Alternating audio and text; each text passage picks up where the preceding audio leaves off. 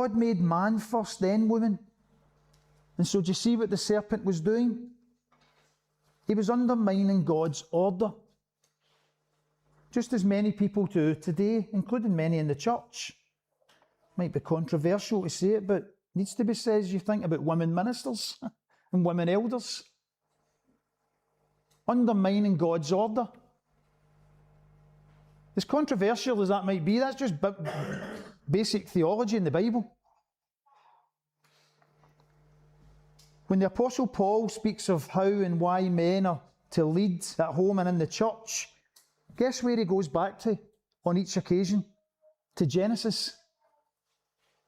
He goes back to Genesis, these chapters, and the account of how God made man first, then the woman.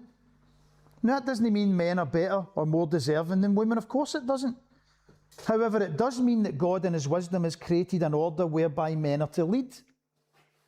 Shocking, isn't it, to hear that in a church? Absolutely shocking, and it's just basic theology.